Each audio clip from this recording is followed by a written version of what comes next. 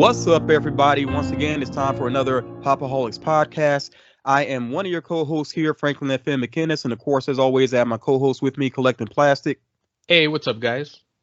And I'm pretty excited to finally talk about the Batman on my channel. It's just something I really wanted to address. It just haven't had the time to get into it, and I think it's great that we're able to talk about this together. I do want to jump right into just initial thoughts about the movie itself. We will quickly get into the collectibles as well, because of course that's this is a collectibles focused channel. But I just want to get some initial reactions to the movie out of the way. Starting off with you. I would say overall, I liked it. Was it perfect? No. Did I like the ending 100%? No. But do I like the movie? Yeah, to the point where on my channel I did a little spoiler-free review, a little 5-minute thing. Happy that we can now talk about spoilers. But I gave it a 7.5 out of 10. Maybe now that I've had more time to process the movie, maybe a closer to an 8 out of 10. I would give it. I think that's a fair score. I hadn't really thought about a number ahead of time, but you know what? This is the way I look at it. Okay, so I have to give it an 8 because of some of the flaws, but this is a movie I could see myself watching again and again. Like I know I'm going to, and at the time of us sharing this with you all, it actually has become available on streaming with HBO Max. I still see myself probably getting a steel case, Blu-ray, all that good stuff too, just to have that as well, because that's how much I really like the movie. But I think this timing does work for us to go ahead and address the movie. But yeah, I think 8 is a very fair score, considering some of the issues with the movie. Now, what we can do here, I'm actually going to share an image with everybody here that's actually checking this out of the Funko collectibles, and that'll kind of give us a chance not only to address the collectibles but also the characters as well. Now, how did you feel when you even first heard that Robert Pattinson was going to be Batman? So I liked it. I think Robert Pattinson, I think right now is one of my favorite actors. I know he does all the young adult stuff, but to me, the people that didn't initially like the news of Robert Pattinson being Batman are just reminding me of the people that didn't like Heath Ledger being the Joker at first. Mm-hmm. So I did give the dude a chance. He's a good actor. They didn't just hire him.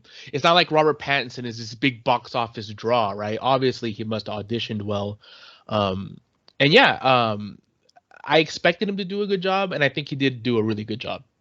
Yeah, what sold it for me is because I saw him in The Lighthouse. Like, The Lighthouse is amazing. That's an amazing movie. I mean, it's the way it's shot is beautiful and everything. I mean, and it's just him and Willem Dafoe, and both of them give really incredible performances. But there's so many layers to Robert Pattinson's performance in that movie that I was like, yeah, he could definitely handle, especially this version of Bruce Wayne, because this is not the Bruce Wayne that's putting on that public face like the party guy, the outlandish type.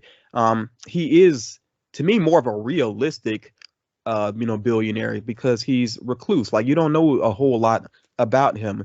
In the movie, when he's out in public, people are surprised to see him. It's not like they get to see him on a regular basis. And you think about it, I mean, even if I were living in a city, I wouldn't expect to see a billionaire on a regular basis, so it kind of, the way I feel like they modernized him to a certain extent in the movie. Yeah, they did a good job with that, making him more realistic. I mean, he's a guy that dresses up like a bat and fights crime, right? As somebody that likes to drink myself, right? Whenever they portray Batman as this party boy drinker and stuff, I'm like, dude, there's no way this dude is getting wasted all the time, and he's got all these women all the time, and he's got a little bit of he's a little moody and stuff, but. What, yeah. He's going to get all drunk and then go fight crime? He's going to be hungover half the time. There's only so much of that can be faked. And then, I mean, there's things about, like, it would take too much time away from him fighting crime. And also, there would be things about him that are obviously awkward. Like, if he's around, a whole bunch of women all the time, they would see all these scars. And, like, he's scarred up and everything, I mean, he looks like he's been through it. So, yeah, it doesn't make sense in the long run, and like I said, I think they modernized him in a believable way. I even like that they gave him longer hair. It's like, I just don't see Batman getting haircuts every couple of weeks. Yeah, it worked, and even the raccoon eyes, the makeup makes so much more sense than instead of him taking off the mask and all the black makeup around his eyes just disappears. Like, it's like this Batman would be a weirdo that sits there in front of a mirror putting makeup on his eyes. He would be that guy. Yeah, yeah. And I think even the voiceover worked as well because you get so much of that in the comics. So, it just I think the voiceover even more so than the visuals like immediately brings you into Gotham. It feels like Gotham. It feels like Batman like right away when you hear that voiceover. That, yeah, definitely that reminded me a lot of the comic books, and what he was saying was cool too, like with the shadows and everything, and like you're always paranoid. And I also noticed something that I really liked is that he didn't change up his voice too much when he's in the Batman suit, but Yeah. he tries not to really talk at all. Like Yeah. you Hmm. can tell he's just trying not to talk, like almost like he's nervous, like when I don't want to talk too much so people don't recognize me.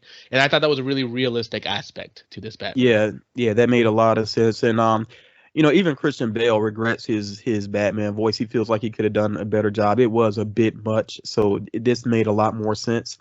Something else, I was a little bit like about halfway through the movie, I was getting a little bit uncomfortable just because Batman Begins is probably still my favorite Batman movie, even more so than The Dark Knight, because I just feel like Really? it's such an amazing origin story. Like so Yeah. much of it makes sense. And I was getting just a little bit uncomfortable with this Batman because I was like, I want more background, basically. How did this Batman really learn his skills and everything? And they handled it in such a simple, brilliant way. Just Alfred saying, I taught you how to fight. And I'm like, Yeah. that makes so much sense. Like Alfred was in the military. He obviously has skills and know-how. It would make so much sense for him to learn from Alfred. And I'm like, they handled that. That was just brilliant. It worked for me. No, You and it know, makes that sense. Like there was that one scene where it was almost like Alfred daddied up on him. And it's just like, look, well, I don't care if you're the Batman. I'll still whoop your ass. Like he gave him that look, yeah. and it just kind of makes sense. And this Alfred too, he feels a little bit underutilized, but I think they give you just enough. You feel the connection between them, you feel the bond, and yeah, I think it worked. I would have probably liked a little bit more of Alfred, but at least he was not that overbearing Alfred. I thought Michael Caine's Alfred was a bit overbearing and also kind of annoying the way he kept flip-flopping on supporting Batman, but then being against the idea of Batman. It just could have been better written. Yeah, this is definitely my favorite Alfred, I think, in the And movies. yeah, and out of the Batman figures, the main one that I like that Funko did is the battle damaged one because I don't know, I just like to see like Batman looking like he's been through it, like he's done some work basically. So that's the one I went for. I didn't go for the common. I went straight for that Hot Topic exclusive, the battle damage Batman. Yeah, that's the only Batman I bought. And then I got the Bruce Wayne from Target. Like I actually didn't like when I first saw this series, I actually didn't like it. I was like, wow, all those Batman look almost the same. And I thought the other figures were kind of bland. But after seeing the movie, this series kind of grew on me. So I mean, I would have liked getting that pop in a box one, but it's pop in a box. I just didn't want to deal with it. I may get that one because with their exclusives, I haven't had issues with those coming, so I might get that one. I actually looked at the Target one. I don't know why it slipped my mind just to pick it up, but because I was doing like a little quick vid to show off what was in Target, but I guess I was so focused on that I forgot to actually pick up the figure. But yeah, I am gonna get that one. It seems like it's gonna be pretty easy to get, and normally I wouldn't worry about that type of pop, but that's just how much I enjoyed Robert Pattinson in the role that I want to go ahead and have that version of Bruce Wayne. Um, I gotta say, I mean, of course, there's other supporting characters we're gonna talk about, but that opening with Riddler, that gave me chills. Like that was Yeah. really well done. So much of this movie feels like if you were told that David Fincher directed it, you would believe it. Like there is so much inspiration from Seven, especially, a lot of And inspiration from Zodiac. Seven and Zodiac. Yeah, exactly. So yeah, the opening with Riddler, and I thought Riddler in general. At first I wasn't sure about this whole take they had on him, the look and the whole serial killer vibe or whatever, but I think it did Riddler justice because too often to me, Riddler has felt like second fiddle to the Joker, basically. And I think this helped him to stand apart. Now, they did undercut that a little bit. And by the way, I better go and say it right now. Going to be plenty of spoilers in this podcast. So do be aware of that. We're assuming that you've seen the movie with the things we're going to say. So I do feel like the Joker cameo did undercut Riddler just a little bit, but overall, I like the way that the character was handled, and I like that actor too. That's a really talented actor. I've liked him in other things that I've seen him in, like Prisoners and There Will Be Blood. Yeah, Paul Dano is really good. Yeah, Paul Dano's great. Like even in The Sopranos, like he was this nerdy kid in The Sopranos, like for an episode or two, and I thought he was good in that. Yeah, I've always liked him as an actor. And then also that other movie. What was the movie? Oh yeah, you just said it right. Prisoners, where he's that real Yeah. creep. Yeah, he's good at that. He always looks wet. Like I don't know. like, Yeah. like this Like guy's he just came in like from a the rain. salamander. Yeah. Yeah. It always looks But like he just came in from the rain or something. Yeah. Yeah. yeah, but I don't know. He doesn't look like a movie star, right? But he does command like a screen presence in a very bizarre, unsettling way. And I really liked this Riddler. I kind of wish they would have just never had Joker in the movie at all. I know there was another deleted scene that people like, but I just kind of wish they would have just kept that out because to me, it just kind of smells of like trying to set up a sequel, trying to set up a universe, always having to have the Joker in there. I'm like, dude, this Riddler was good. He was terrifying. He was realistic. I mean, not to get too down and too into real life events, but this Joker here, I mean, this Riddler here, if this guy was the guy that shot up the subway in Brooklyn the other day, uh, like if he was dressed like this guy, I would believe it. Like he gives me that kind of a vibe, like a real And life villain. yeah, and obviously we don't mean any disrespect in a real life comparison, but that's just it's creepy to that point where you feel like this guy could exist in the real world. He's I mean, realistic. the stuff that he's wearing is stuff you could probably find online. Easily dress yourself up in that way, and they even exemplified that later on by those people that he connected with online dressing the same way as him, like them organizing and getting all the gear and everything. Like, yeah, it's kind of that scary realism to And I it think that they purposely gave him like allusions to the Zodiac with the target yeah and the because to me because real life villains like this they're not these creative super fanciful mastermind. I mean, yeah, they can be masterminds and everything, but a lot of them are just kind of copycats or they're just like these dorks on the internet that are angry and they're mad at the world, and yeah. this is what this Riddler felt like to me. And Paul Dano, like he had his moments where he was very over the top, but it still somehow felt genuine to me because he's been working on this for so long, and he's felt like he's been done wrong, and in some ways he really was done wrong. You know, Yeah. not saying he's justified in what he did, but this has been built up for him for so long, so it's just like that it's his moment, his time to shine. So he just was very over top with his performance, especially and the I guess you could call it an interrogation thing, sort of, where Batman actually goes to visit him. But I liked how over the top he was because it still felt genuine to the character. Like he was just enjoying his plan finally coming together. Well, because there are people that are that crazy where you just kind of want to grab them and shake them and just be like, stop, just stop, you know. Hmm. And he did give me that kind of frustrating feeling. You didn't look at this guy and go like, oh, he's cool, like you kind of did with the Joker, Heath Ledger's Joker. Like at the end of the day, with his tailored suits and he seemed cool. I mean, he was terrifying and everything, but he still seems cool. Like, and people would imitate him and dress up as the Joker. I don't see that with this Riddler.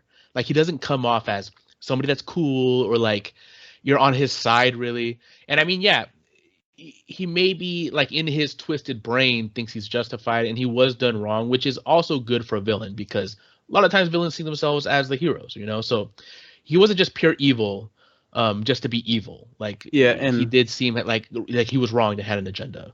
and I like the connection with the Waynes too. And finally, I'm so glad to have, and maybe they went a little too far with it, but I'm glad to have the Waynes that are not perfect. They Yes, in almost every other iteration, they're presented like they're just perfect. like they're And altruists. except for like now, there are some comics. I will say there are some comics that kind of dig into the past and some ugly things. But for the most part, though, especially in live action, we've never seen the Waynes like looked at in a negative way. And it's about time, And it worked. It made sense. With some of the connections they had, like Martha having some mental health issues, and then them having the connection to the actual Arkhams of Arkham Prison. I thought a lot of that worked for me. Uh, the father maybe came across, even though we really didn't, we heard about him more than we actually saw him. Maybe he was a little too naive, in his old dealings with Carmine Falcone. But yeah, I was pretty happy overall with that connection that Riddler had to the Waynes. It wasn't just like some arbitrary acts he had going on. Like everything he did there was purpose behind it. Yeah, it made sense why he was focused the way he did. I like that too. Yeah, and I gotta say, I mean, of course, there's not a figure for him. I do want to mention quickly, I did not know that I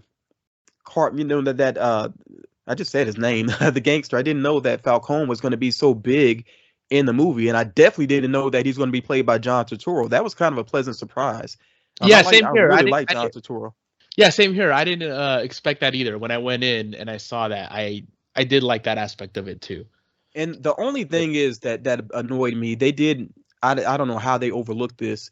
At one point, Catwoman scratches his face, but he already had the scratch marks there. And I think they just did that because in the comic books, the character has the scratch marks, and then later on, you in the Long Halloween, you learn the background of how that happened. But yeah, that seemed like a little mistake there, but not a big deal though. What did you think about the Penguin? Amazing, Colin Farrell. He so just disappeared into that role, and I love the fact that it's kind of a origin story for him too. I mean, of course he's already a gangster, but he's not the guy. You know what I'm saying? He's not like a major villain. So, of course, Carmine Falcone being taken out opens things up for him. So I really liked it, and he was over the top too, but in a really amazing way. And my goodness, the Batmobile chase scene. That I absolutely got chills with that, just hearing the engine roaring and everything. And it was a way for, putting it into the context of a car chase made it so that Penguin actually could go up against Batman. You know what I'm saying? So I really liked it. And Colin Farrell obviously had a lot of fun playing that role. Yeah, what I liked about the Penguin is that he was funny. He was the funniest character in the movie. Yeah. But he wasn't goofy. And I did think that the movie needed a little bit of a little humor like that. But it wasn't like, oh, shucksy jokesy. It was like, it's kind of funny because it's kind of messed up what he's doing. Like it's funny and like it's so messed up that he's clever too. He's clever.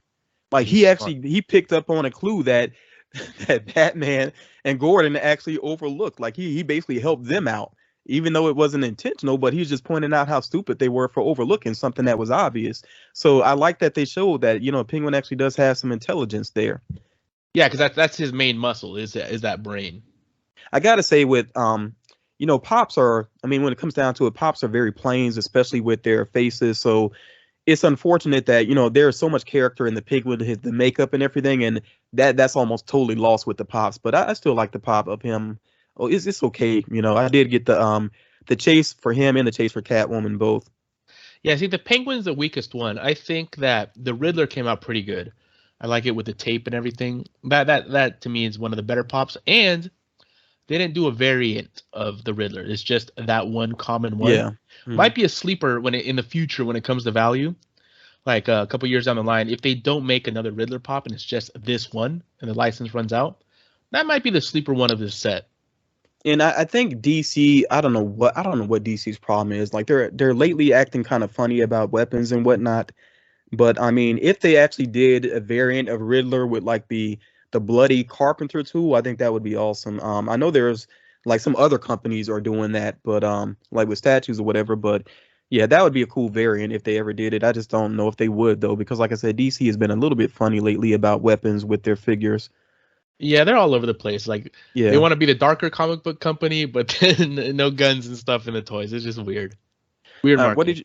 What did you think about Kravitz as Catwoman? I liked her. Like I think physically believable as someone that maybe could throw a punch, someone that's agile. She kind of looks like a gymnast, not very big, attractive. Overall, yeah, I liked her. I liked her Catwoman, and I like that she kind of lived like a hamster a little bit, like in Filth. Realistic character, I think, overall. Yeah, so much of it. I mean, especially like her apartment. I was like, this is like right out of the comics. Like if you watch, I mean, not watch, but if you've read like Long Halloween and some other comics, it felt so true to the comics. And I like how quickly she and Batman connected. It's almost like they were like kindred spirits from the beginning. Some critics have said that they didn't have chemistry. I don't completely agree with that. I feel like story wise, there wasn't a whole lot of time for them to really, develop that chemistry more. But I thought they were good on screen together, Kravitz and Pattinson. I really liked them together. And yeah, I liked it. Yeah, Her I like fighting was her so her smooth. It mask. almost looked like CG. Like her fighting was so smooth. I really like that. Yeah, I can't wait to see it again because I saw it just the one time on the big screen. But yeah, I'm kind of looking forward to sitting and like really watching it at home, no distractions, so I can like And see all the stuff I missed. yeah, yeah. But yeah, I thought she was pretty awesome. I don't know if they would bring her back in any capacity for the sequels. I don't know. I definitely feel like she shouldn't be in the next movie. Maybe if they brought her back for a third for some reason, I could see that. But I feel like yeah, I feel like they have some other things they need to take care of in, the next movie and just give her some time. But yeah, it'd be awesome to see her back eventually though. Yeah, and also for like a next movie, yeah, I'd prefer maybe not her. So there just isn't too many characters. Like I don't want them to go overboard and have because the Penguin's probably going to be in the next one, right? Yeah. And they're probably going to have the Joker. Um, and Although you just don't with need too many Joker characters. with Joker though, I hope he's still more of a background player. Like he doesn't need to be the main guy Yeah. just yet. As a matter of fact, let's go ahead and obviously we don't have a Joker figure. I don't expect to get a Joker figure either because I No. feel like they're still working the character out in some ways, and that's why he was so limited in the movie. And then also even with that deleted scene, you could tell it was a scene that was easy to lift out of the movie. And I think it was the right move to lift it out because the Joker just was too on point. Like he really would have gave away some things in the third act, and also it kind of would have undercut the Riddler a lot if they kept that scene in. So it was the right move to take it out. But I got to give credit to the actor, and I have such trouble trying to say his name, Keon or something. I don't know how to say that last name perfectly, but when I first saw the movie, I did not like that Joker scene at all, especially the laugh. I thought it did not work. No, I hated it. But the deleted scene is so much better. Like it's an amazing scene as its own piece of, I guess you could say, art or cinema. It's amazing, but it definitely didn't need to be in the movie though. Yeah, I think And they should have cut that out. I mean, the movie was already long. mm, They should have just saved the Joker. Just save him. yeah, but I think they have chosen the right actor. After seeing that deleted scene, he can definitely handle it. I think with the scarring and whatnot, they're probably going to tone that down some.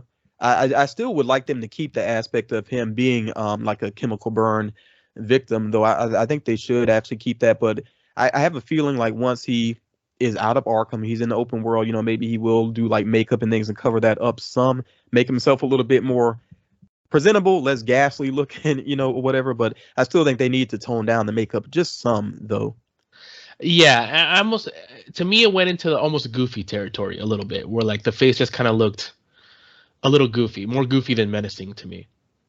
Yeah, but his performance was really good. The dialogue was really well written. They had some clever things in there, even Yeah, with him saying, 1 year anniversary paper, and Batman's actually bringing him the file, for the Riddler. Like there were some clever little lines in there. I liked him too taking the jab at Batman. He's like, do you think the Riddler makes you look weak, or whatever? Because he's yeah, saying they're both men in masks, yet the Riddler is much stronger with his convictions, So, and the way it ended too, with the Joker laughing and saying, "You think they deserved it?" Because Batman probably is questioning that. Did these people that the Riddler took out actually deserve it? I mean, they ripped off a charity, like his yeah. They parents' did. charity. Like they're horrible people. So he probably does deep down inside say, think that, but he can't say it. Not as Batman. Well, I mean, I So don't want to name any names here, but think of some of the most awful people that whether they be politicians, billionaires, uh, police. Just think about some of the worst people that are real life people right now.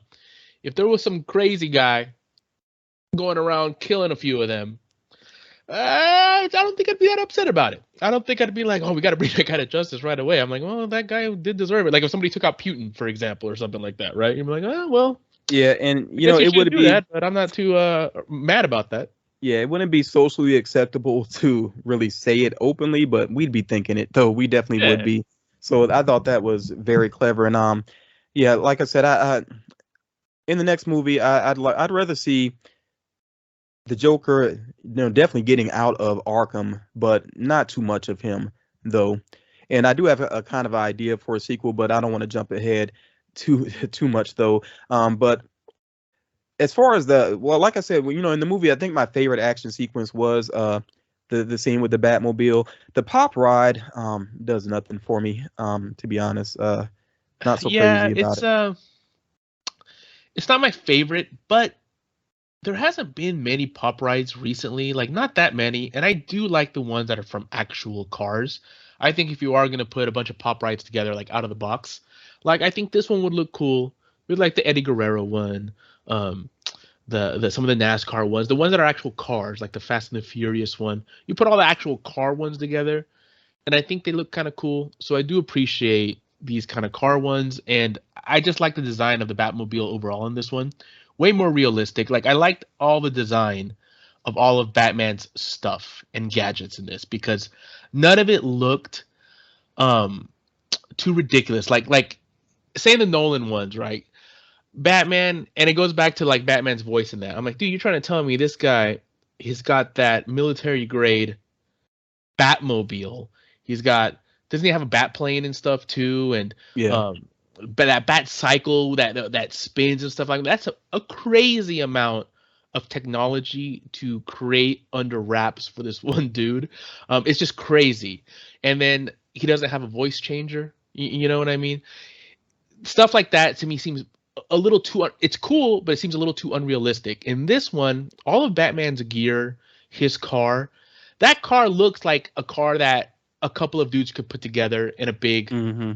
garage. You know? Yeah, it's like Nolan.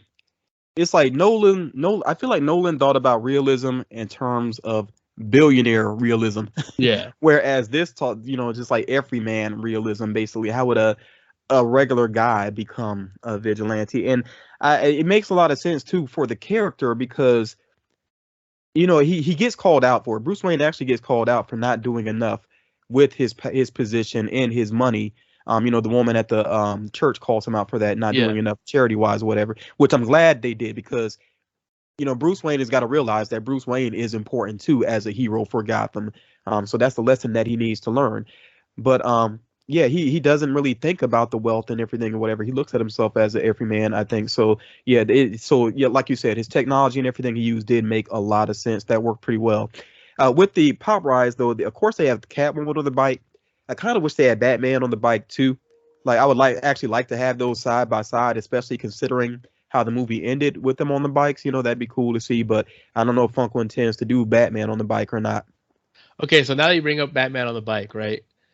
And I'm pretty sure I'm remembering this right because I think in the theater I was like, dude, that is so dangerous. Like, they gotta have Batman stop wearing a cape when he's riding a motorcycle Yeah. because that is Yeah. absolutely ridiculous, dude. Yeah, even Batman on the Tumblr, like I was like, this looks like the way the Dark Knight ended, it showed him on the Tumblr and it's got this huge wheel and the cape flapping right over it. It just Yeah, makes you think about Edna Mode giving the warning about capes. No capes, exactly. It's like, dude, you're trying to tell me that's not gonna cut up in that spoke and choke his ass right off of there? Come on.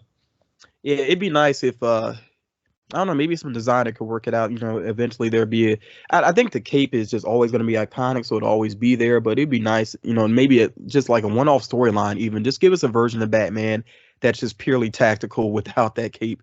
But Or the cape could be there, right? Because the cape does have like it's a weapon too, right? But yeah, like, look, I just don't see it being too nuts, right? You just show us he walks up to the bike, hits some kind of like quick release that drops his cape, and mhm. just cut to him stuffing it in a bag, in by on one of the motorcycle bags. Just maybe not folding it all, looking because that's gonna be that's what looks goofy, right? If they show him taking it off, folding it all carefully, right? Just have him do some kind of quick release and then a quick cut to him finishing, just putting the last of it in the bike bag, and that's it. Because to me, it just seems way silly to be on the bike with the cape on. Yeah, I do agree with that. I am waiting for the Walmart exclusive 4-pack to drop because I really like the look of those characters together. I mean, Batman, Catwoman, Penguin, Riddler together, like that just looks good in that 4-pack. So I actually am waiting for that to show up in stores. Yeah, I do agree with you there. They look better. All those commons do look better in a 4-pack. But the big jumbo one, man, after you showed me this McFarlane Toys one, this jumbo one would have been cool for them to have a chase in that black and red color scheme. Yeah, So I'm actually that would have been surprised awesome. that Funko hasn't done that because several other companies are actually playing off the black and red, which was so big for the promotion of the movie. But who knows? I mean, maybe they will do it eventually. That could be something that would shows up, maybe even like a fall convention exclusive. I could see that, something like that. Yeah. So we'll see if they actually get to that in time. But yeah, I'm definitely going for that McFarlane black and red figure, which is I think it's only at Walmart. Um, I'm not so sure about the some of the other like DC Multiverse figures. The face is a little bit on the rough side to me, but I guess that's kind of DC Multiverse in general. They don't always get the faces just right. Even the Harley Quinn wasn't that great that they did based on the animated series. So yeah, I'm not really sure if I need any of the others necessarily. Yeah, there's been a lot of Harley Quinn figures, even statues that I like, but it's that the face. I'm just like, oh, they made her look ugly. They made her look hideous, and it just the faces, especially on the females, if they don't get them right, and the guys too, because sometimes they make the guys look cross-eyed or goofy Yeah, looking. the eyes can go messed up pretty I mean, easily. I'm It looking at seems. this Catwoman here. That don't look like Zoe Kravitz at all to me. This the action figure one, not the Yeah, one with the yeah. mask, the one she's pulling it The up. yeah, something's not quite right about that face. It just didn't quite work out. But I don't know. It is tough. I imagine to capture an actor in such a small figure like that. I know it can be challenging. So yeah, and especially if they don't have like certain features that really stand out. It can be challenging. I'm sure. Now this But Batmobile right here, I don't know if that's Jada Toys. It looks like yes, it is. Toys. It is. So if that's Jada Toys, man, those are really high quality die-cast vehicles. I used to have the Scarface Cadillac like that with the Scarface. And even from, I don't know, I think that collectible was like 15, 16 years old. That's like when I got it. The quality was excellent back then. So I can imagine Jada Toys now. This Batmobile probably looks pretty dope. Yeah, I'm really looking forward to receiving that though, because like I said, I really like this Batmobile. And there's been other recent Batmobiles that were pretty good, but I don't know, it's just something about this being so realistic and yet awesome at the same time. I really do like it. I got the Lego one. That one is awesome too though. Yeah, that I like that too. Actually seeing that in stores a couple times, and like whenever I see it I kind of stop and take a look at it cuz It's not that a is bad pretty price. awesome. $30, not a bad price. Yeah. Of course the Technic one is a little cooler, but I like the scale of the smaller one. Yeah. And there's some Batman I'm not going for any statues with it, even though I really like the movie, really like the characters, the way he was presented and everything. I don't see myself going for a statue with this, but with the Cos babies, I'm kind of into Cos babies. The black and red one is a possibility, but I definitely want the Riddler Cos baby just because of how twisted that seems to me. Yeah, it's Like creepy. it's even Cos babies are even more cutesy than Pops, and seeing the Riddler in that way is just, yeah, like you said, creepy. So I can see myself going for that one at least. Cosplay the Batmobile ain't bad either. I kind of like the look on his face on that. Yeah, The Catwoman one's cool too with a little cat. yeah.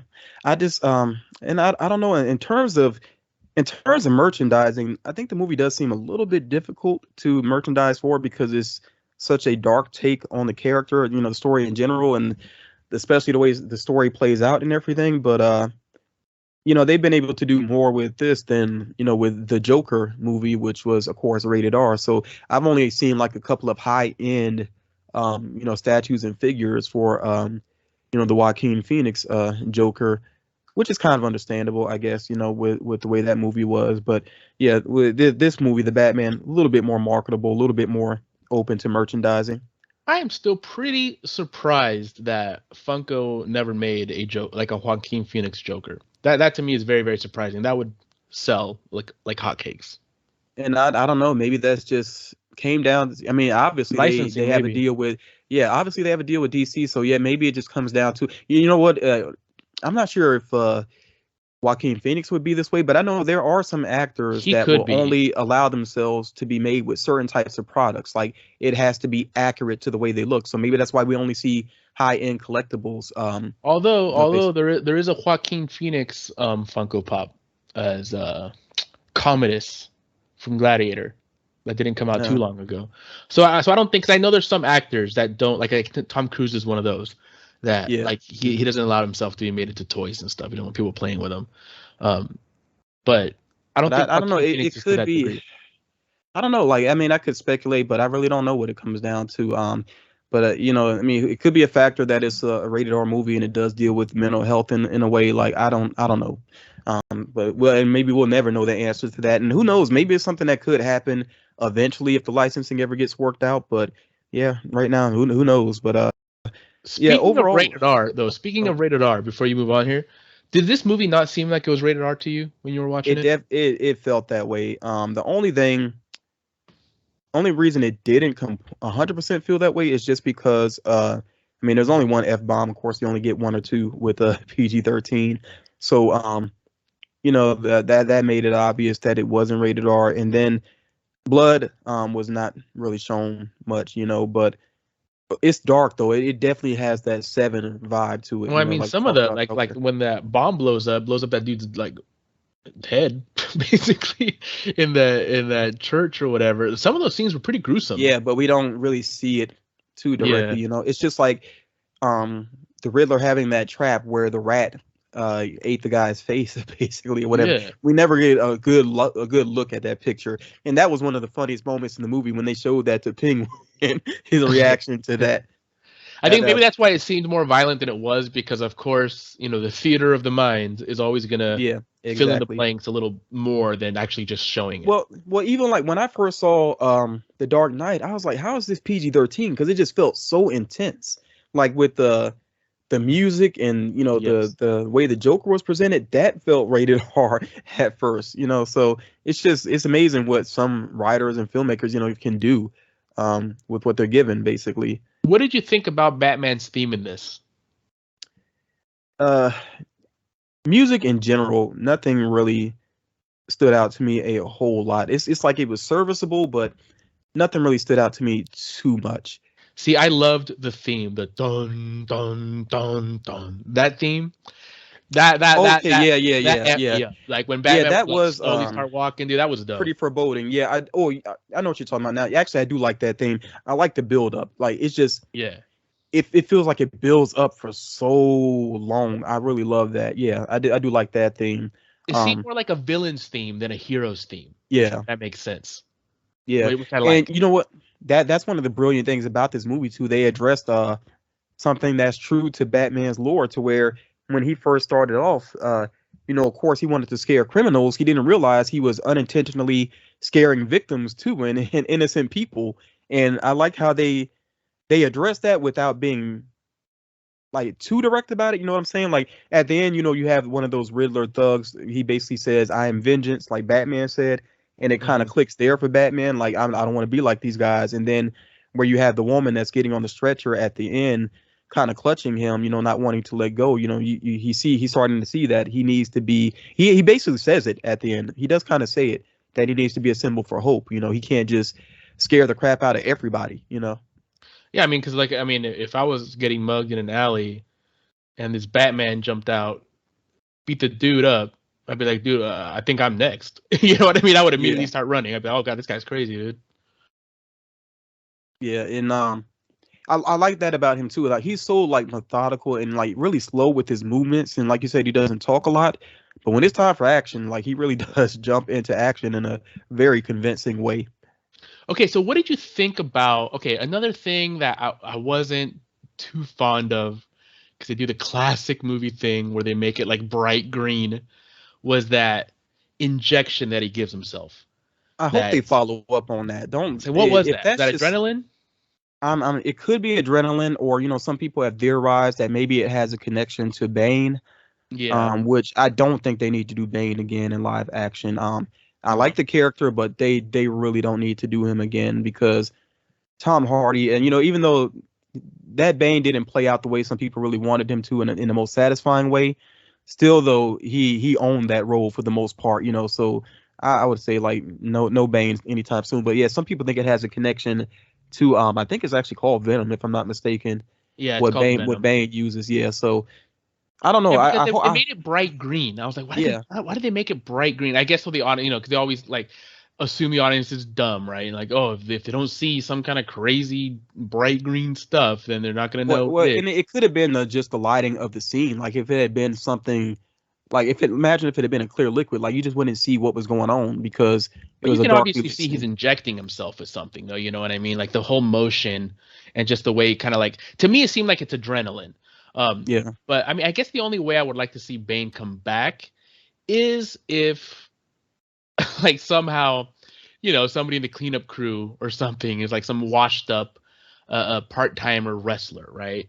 Or and he finds those vials and he somehow, is able to what do they call it when they backwards manufacture something or whatever, and he's able to Reverse engineered. yeah, reverse engineer. What did I say? Backwards manufacture. Reverse engineer that venom somehow, and he is kind of like a low kind of thug, like not this Gotham ending mastermind. I wouldn't mind that as much. I guess we talked a lot of positives about the movie. I don't know if I really was clear about my negatives. I would say I get why they ended things the way they did and what they're trying to set up. It is something that has happened in the comics, the whole flooding of Gotham, and then Mm-hmm. the criminals like trying to chop Gotham up for themselves, basically. So I get where they're headed with it. But I don't know, like I feel like Riddler did so many intelligent things, and then to have him just set off bombs, which Yeah, that to me was the anybody could part do. that I didn't like. Like in my spoiler-free review, I said something like something happens at the end, which could have been interpreted as the Joker scene or that, or even the end. But that was the one part in his plan where I was like, really, gonna blow up to make a flood? Like, I didn't like that part so much, and then I thought it was stupid too. Like, so I used to live in a town that gets flooded all the time. The last thing I would do is go into a building that's below ground level like that. Yeah. Like that's the Yeah, dumbest. Like that's the that really dumbest did not place. make sense. It did not make It sense. didn't. That took me out a little bit. It That felt that's like a, just forward my point. yeah, it felt like just a little bit too much. And some movies are guilty of that where you think the movie is done, but no, they gotta add on. It's like this is such a silly parallel or example, but I mean it's like Bad Boys 2. You think it's pretty much wrapping up, and no, all of a sudden we got to go to Cuba. Like, come on, Yeah. like so it did feel like just a little bit too much, and like I said, it didn't really ring completely true to the character. It's like in a way it did, but in a way it didn't, because he seemed very focused and It was he personal. had specific targets. It was personal, and then all of a sudden he's doing something that's obviously going to hurt innocent people too, and people in poverty as well. So it's like it's almost like it undercut his whole motivations. So yeah, I wasn't super crazy about that. Like it reeked to me like the whole movie. I didn't notice one time really. Um, well, except for maybe the Joker scene, where I go like, "Oh, this seems like the studio's like coming in here and trying to tell the director, you need to put this in there, you need to do that." And to me, that the Joker scene and the whole over the top flooding and bombs and like even though stuff that happened in that building was cool, like you touched on it before with the where that one guy tells him, "I am vengeance," and Batman goes like, "Oh crap!" Like he sees himself in that and he doesn't like it. Like it's a mirror of himself that he doesn't like. All that stuff is cool and it all happens there. Just the fact though that that's where they kind of went to. It's almost like studios going like, "Look, there's got to be something more at stake than a few people that probably shouldn't be alive dying." It's like Riddler can't be looked at as a good guy, and it's almost like they had to have him do something kind of over the top like this, to have all of Gotham in peril, even innocents, um, to make the Riddler like a true villain. Um, to me, it reeked of that a little bit. Yeah, and I mean, and it's almost like the flooding was meant to be partially a distraction so that the that those Riddler thugs could take out the new potential mayor, and it's like True. none of that adds up. I'm like, for one thing, that's way too much of a distraction, Yeah. and then also like, what has she done to him? I mean, it's like he's basically saying just tear down the whole system, and it's like if that's the way he truly felt, why do any of that targeted stuff? Why not just go ahead and try to take out the whole city to begin with? Yeah. Yeah, so and it does have a third act problem, and that seems to be something just in general with comic book movies. A lot of them have a third act issue where they try to go too big with things, at times. Yeah, they should have kept this straight up detective versus serial killer, instead of turning him into a little bit too much of a supervillain there at the end. Although I guess I do see the point with his followers and all that stuff. I mean, there's a lot of good things about it, but I think they could have worked that out a little differently. Yeah, his followers, they should have had another target. It should have been something else, going on there basically. And yeah, we did need the flooding, but I guess it does open up some possibilities for the future because I know in the comics, it basically made it so that, of course, Batman had to, really do a lot of work to try to help people that are trapped in the city now and dealing with, these villains trying to take over basically. But then also it made it so that Bruce Wayne had to kind of do work to get the government not to just give up on Gotham. Because I think in the comics, that the government was actually potentially just going to abandon Gotham and just evacuate the city and be done with it pretty much. I mean, Gotham in this movie, more than I think any other movie, more than even the comic books or anything I've seen really that involves Gotham, Gotham really is a failed city.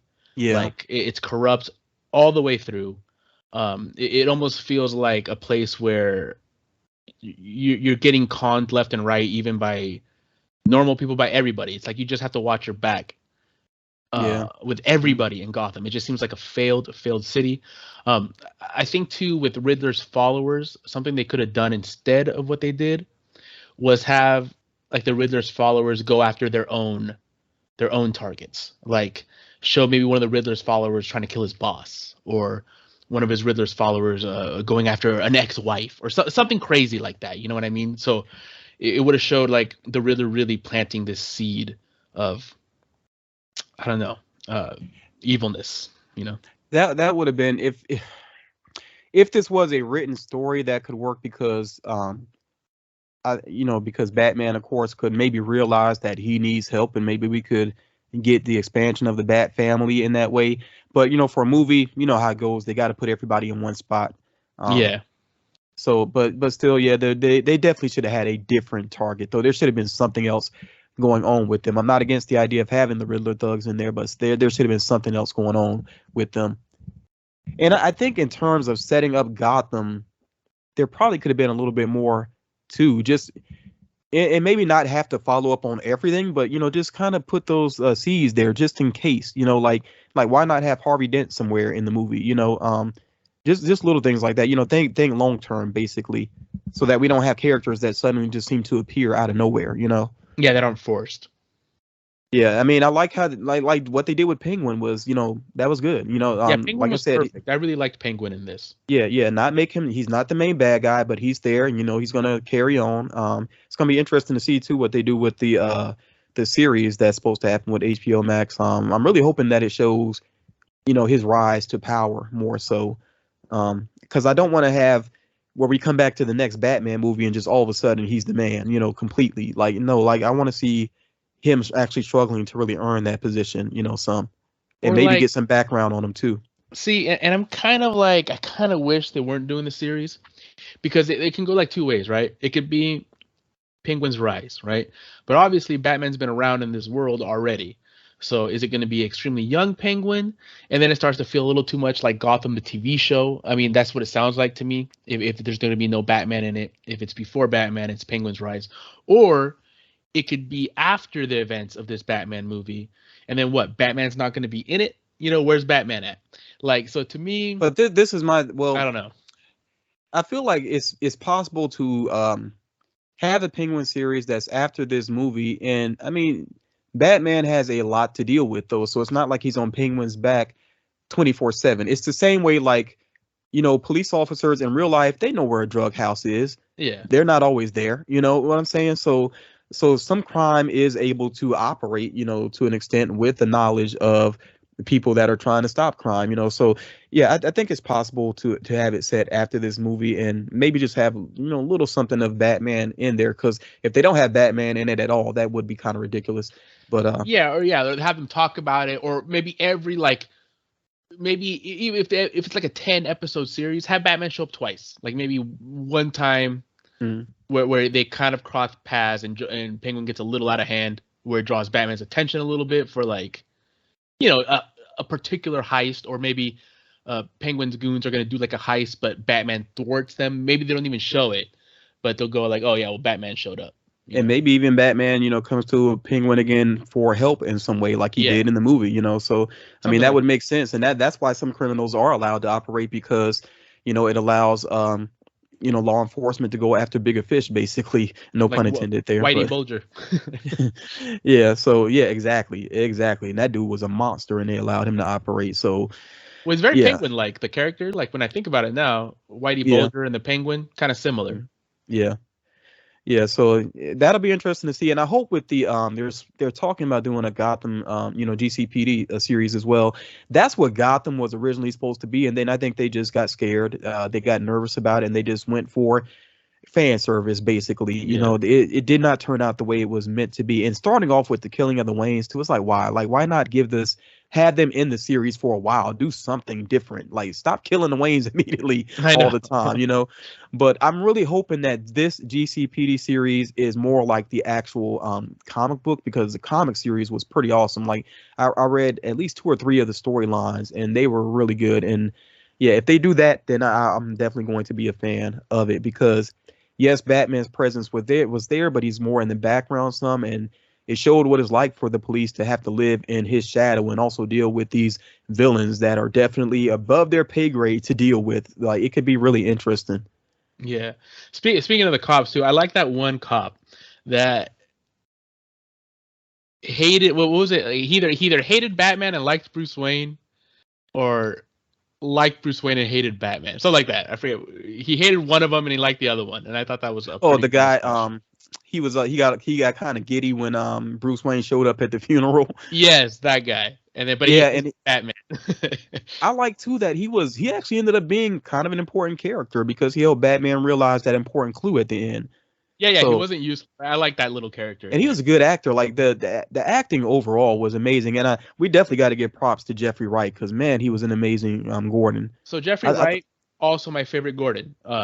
I thought he was Jeffrey Wright is yes, always great. I love Jeffrey Wright and everything, but what Jeffrey Wright does the best is those kind of roles, like yeah, kind of like I'm kind of stuck in between two worlds here, like I'm trying to do the right thing, but I got pressure on all sides. It reminds me of his role in Westworld. It reminds me of his role in Felix Leiter in the Bond series. and Uh, he kills it with Very good. humor without like over trying. He kills it with humor because Yeah. I know my theater bust out laughing. I bust too when Batman's like no guns. And he's like that's your rule. Yeah. I Like thought that was perfect. he had Delivered that. those little moments too, and like he's like you could have pulled that punch. Those lines like just yeah, those little moments of humor, and they were such a good duo. That's the way it really should be. I think with Nolan they were somewhat there. It kind of fell apart to me though in The Dark Knight Rises. A lot fell apart in that movie actually, but yeah, this was such a good pairing. It really made it feel even more like a parallel, like or like similar to Seven. Yeah, the acting, really no weak points anywhere. Like nobody stood out in this movie as like a weak link acting wise at all. Everybody Yeah, was like I said, excellent. even minor characters, yeah, they mattered. It felt And like they that's credit. I mattered. think that's credit to the director, man, because all of his movies are kind of like that. Except for maybe like Cloverfield, that's a little different. Of course, that's like I think it's one of his first movies, but this director, what's his name, Matt Reeves. All of his movies are Yeah, like that. Like his Planet of the Apes movies, uh, it's good acting all around, and the cinematography, like his team that he puts together. Like I think this is probably nicest isn't the right word, but it's definitely the best shot I think Batman film. I think it's better than the yeah, Nolan. it looks really good. Yeah, there's visually, I think it's just thorough throughout. It has like really good visuals. I liked it. Um, I would say this: if they didn't have that third act flooding, it would have gave us more time maybe for some other things like Selena Kyle's, Catwoman's roommate. I mean, she's a big motivating factor for Catwoman. I feel like we did not get to know that character at all. She's just a victim in the background, basically. Yeah, you just have to kind of assume they're close. They could have Maybe. given us a little more there, and even maybe a little more insight into their relationship, because, I mean, they hint at Catwoman being bisexual, but they don't really go all the way there with it. Yeah, see, they didn't specifically say anything, but I just kind of assumed. I'm like, yeah, I think these two girls are more than just roommates. I think Yeah, they, yeah. they they maybe a little bit Women care about don't each other. straight women don't call each other babe like that. Like the way she did when she came in the apartment looking for her. So I it's mean, unless obvious we're there's a both like relationship there. orphans or something, since they're like maybe if they know each other since they're like kids and they've been through a lot of hard stuff. But to me, I just kind of assume like I filled in the gaps there and going, Hmm. okay, she cares about her a lot because I think this is like the same way I would care about, I know somebody messing with an ex girlfriend or something like that, you Yeah, know? yeah, yeah, exactly. And yeah, it doesn't mean that they were like in completely in a relationship at that time. I mean, they may have just been roommates, but had feelings previously or something like that. Who knows? But yeah, like I said, if they didn't have some of those unnecessary things in the third act, it would have given more time to that motivation there, basically, for us to learn that character some more. Yeah, I agree. And I mean, I'm someone that, I don't need to be watching like I don't need action every 2 seconds, right, in a movie for me to like it. So yeah, I think I would have preferred them to explore a little bit more character, like you say. To kind of close things out here, let's talk a little bit about what we want to see in the future, with this franchise. Have you thought about, like, in terms of villain, what you would like to see next? To be honest, man, and this might be like a weird one and maybe a little too dark, but I don't want them to go way over the top with a villain.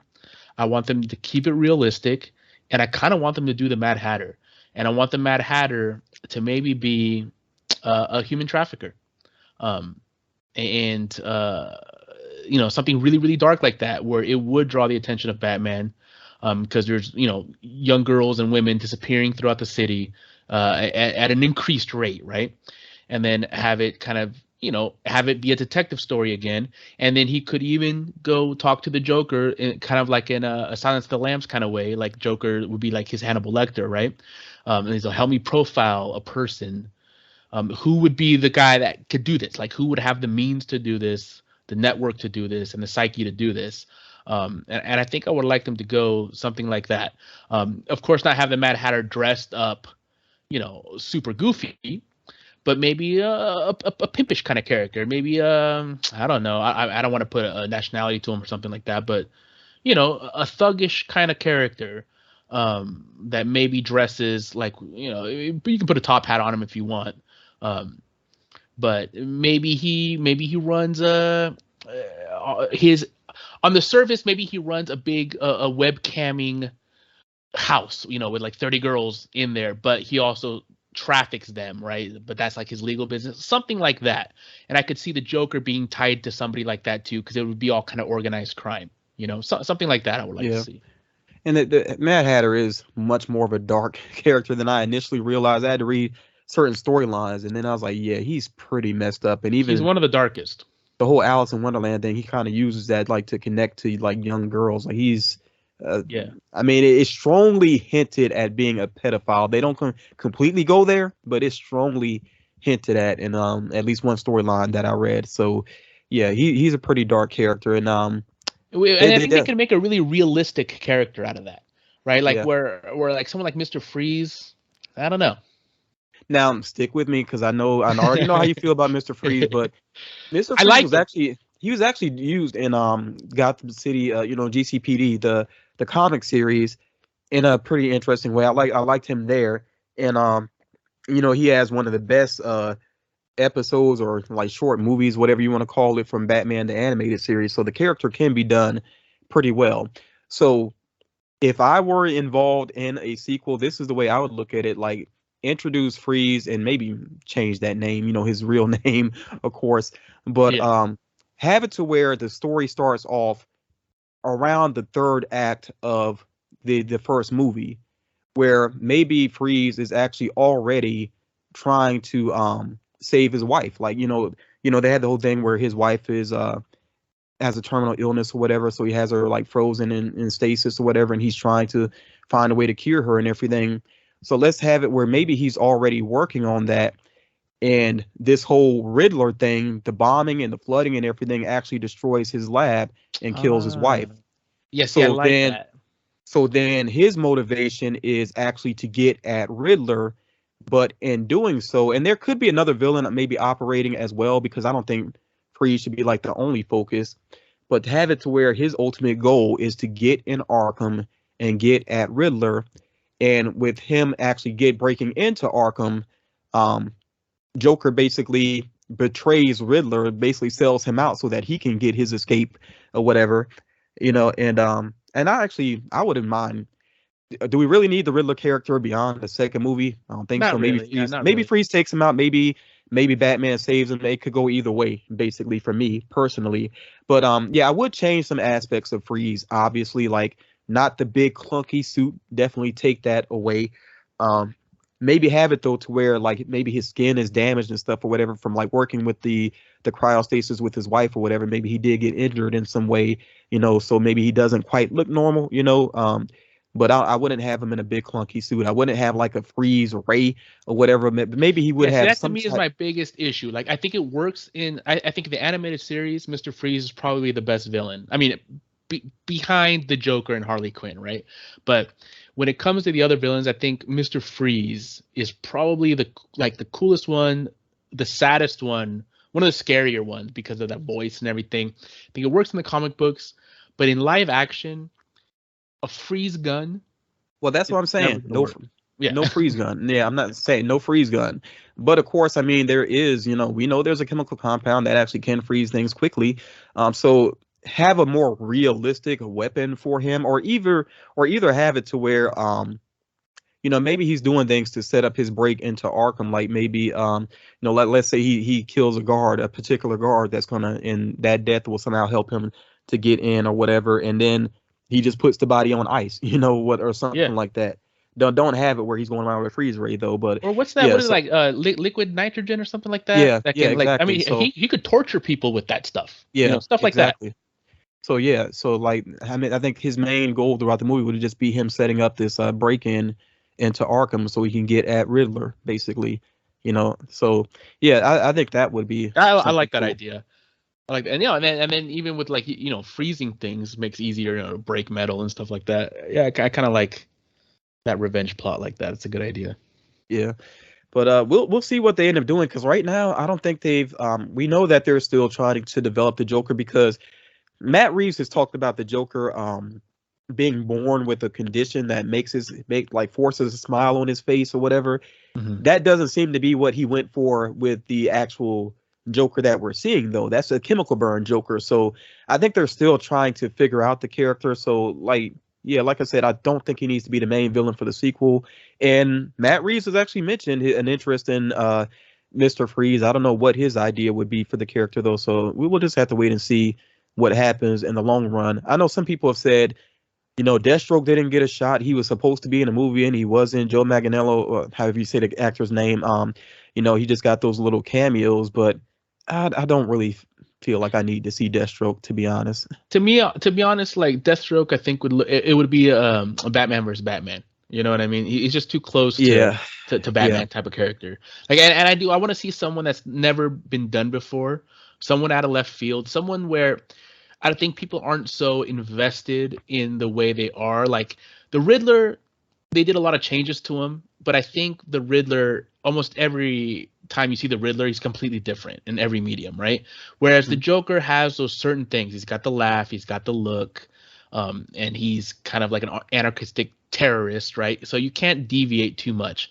But I think someone like the Mad Hatter, you can keep like the basic kind of things about him, like when I was telling you, like you could have a compound with like 30 webcam girls and it's all set up, and all of a sudden these webcam girls disappear because he's probably trafficked them or something. But there could be like an Alice in Wonderland theme throughout that compound, not over the top, but there could be like some kind of theme, and that's it, right? You don't have to go too over the top with it, and you can change a lot of aspects about that character. And still have it be the Mad Hatter without people going, oh, it's too different from the comics, or it's too different from what I'm used to. Whereas you get somebody like the Joker or Mr. Freeze or even Poison Ivy, which I think is another one that I think doesn't work that well in live action. I love her in the comic books. I love her in the animated shows. But Poison Ivy in live action, to me, it's too goofy. yeah, And she can't would be change her tough. character too Yeah, much. yeah, she would be tough to pull off. Now, another idea I had, and this is so cheesy that I almost started not to even share it, but like I said, I don't think that Freeze would need to be a main villain, but I was also thinking about there's a character, I'm not sure if you're familiar with him, Firefly, No. who I mean he's an arsonist basically, and a lot of times he uses a jetpack, and he was in the Arkham Knight game, but kind of have like a fire and ice motif without saying that directly because it would be very cheesy to say it correctly. But I was thinking about him as maybe another villain to where he's like setting off these fires or whatever. And at first to Batman, it seems pretty random or whatever, and he's trying to catch up to him. But then by the end, him eventually realizing that Firefly was actually secretly, even though he doesn't have enough proof to really do anything about it, but maybe secretly working for Penguin, to where Penguin is like intentionally trying to buy up property and things like that, and basically shape the city into the way he wants it to be. Oh, okay, I So, like that. Yeah, I so like that. yeah, like basically manipulating things, and destroying buildings, like things he needs out of his way, basically, making use of Firefly. So yeah, I thought even though it's a little bit cheesy, yeah, I was thinking like Mr. Freeze and Firefly both as villains within the movie. And that would be like a definitely a realistic motivation too. Because it's just in Freeze. it just seems like a very comic booky thing too, to have like a fire and ice type of thing going on. Yeah, yeah. I mean, yeah, the whole fight that is a little But good. like I said, you cannot say that directly because you would No. lose the audience so fast. Let people can make that connection if they want to, but don't say it directly. No, but it is a cool idea, and I think the him working for the Penguin to, get his pawns to fall in places is actually, I really like that idea actually. Yeah, and it sets the Penguin up for bigger things in another sequel or whatever, and maybe I don't know, the Joker and Penguin in the comics had kind of an uneasy relationship. It's like they're kind of cool with each other, and yet the Penguin at the same time, I think, resents Joker because Joker and people fear him more. Yeah. So it would be kind of interesting to actually have Joker and Penguin as the main villains, like maybe in like a third movie or something. We've said a lot about the Batman, and again, we talked spoilers, so hopefully anybody that stuck with us all the way through, has seen the movie and has plenty of thoughts to share. We definitely want to hear like your review of the movie. What do you think about the collectibles that have been made? Is there anything else you want to see in terms of collectibles? I actually didn't ask you that question. In terms of collectibles, is like there anything else you're hoping that they do? No, not really. I think the pops they made are pretty good, except for maybe I might have liked a Gordon. Yeah, I like Gordon too. So if they did Gordon, I would buy him. But just regular human characters sometimes in suits can be tough. I think he has enough of a distinct look that it could be a cool pop. So yeah, if they did that one, I would do that. I mean, I'd buy that. If they did a variant of Riddler, I would go for that too. Yeah, but I don't know if there's anything else. Batman on the bike, the bike, maybe. Like if they did that, then I would get that one in the Catwoman. Like I said, I think they would look cool side by side. But yeah, I think what they've done already is sufficient enough. If they don't do anything else. You know what I would have liked on the Batmobile pop ride? If they would have had some of the flames, those blue flames shooting Yeah, out, that would look cool. Yeah. glow in the dark. And I That was would trying have to been remember on cool. the back side of the Jada Toys one. I think it does have some light up feature on the back, so I cannot wait to get that. I'm just really looking forward to Yeah, that's gonna that look release. sick, dude. You better do a video on that one. Yeah, absolutely. But yeah, we want to hear from you all. Is there anything else that you're want to see with collectibles, or are there any collectibles based on the movie that you're picking up? Just in general, share your thoughts about the Batman and your hopes for the future of the franchise as well. I hope the quality maintains. I really do. The Nolan trilogy, I really liked it, but I can be honest, there are a lot of issues with The Dark Knight Rises. So hopefully this current Batman, I think it is going to be a trilogy. Hopefully it can stay on track and wrap up in a very satisfying way. We'll see what happens with it. But yeah, we definitely appreciate you all taking the time to check this out. Plenty more content coming from both of us. Be on the lookout for videos, be on the lookout for podcasts. And thank you all so much for taking the time to stick with us. All right, guys. Peace.